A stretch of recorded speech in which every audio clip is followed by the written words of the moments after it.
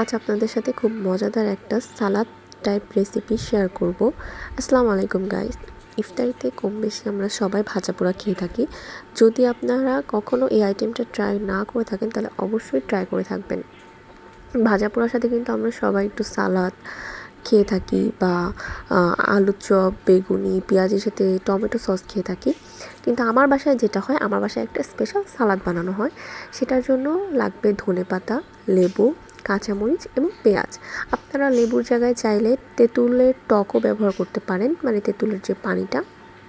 তো এখানে প্রথমে আমি ধনেপাতা সুন্দর করে ধুয়ে ময়লাগুলো ছাড়িয়ে নিয়ে এবং মরা পাতা ছাড়িয়ে নিয়ে তারপরে এগুলো সুন্দর করে কুচি কুচি করে কেটে নিব।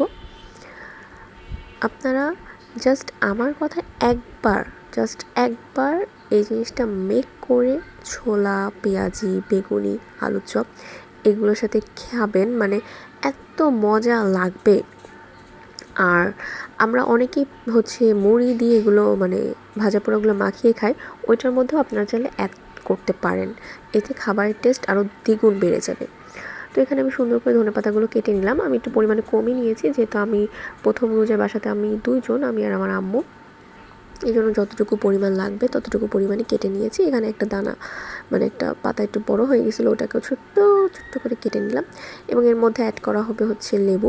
এটা আমি মাখাবো না, কারণ আমার হাতের মাখামাখি একটু কম মজা হয়, আম্মু মাখাবে। তো এখানে আম্মু গিয়ে সুন্দর করে কাঁচামরিচ কুচি কুচি করে কেটে নিচ্ছে।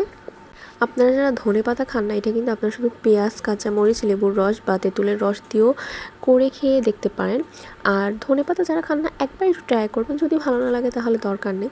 এই সালাদটা কিন্তু অনেক বেশি মজা হয় এবং যে কোনো জিনিসের সাথে মানে ভাজা পোড়ার সাথে খুব সুন্দরভাবে মানে মিক্সড করে খাওয়া যায়। তো আপনারা অবশ্যই আমার এই রেসিপিটা দেখার পর যারা কখনও খাননি, ট্রাই করেননি, অবশ্যই ট্রাই করবেন এবং আমাকে জানাবেন যে আপনাদের কাছে কেমন লেগেছে। ভিডিওটা দেখার জন্য থ্যাংক ইউ সো মাচ।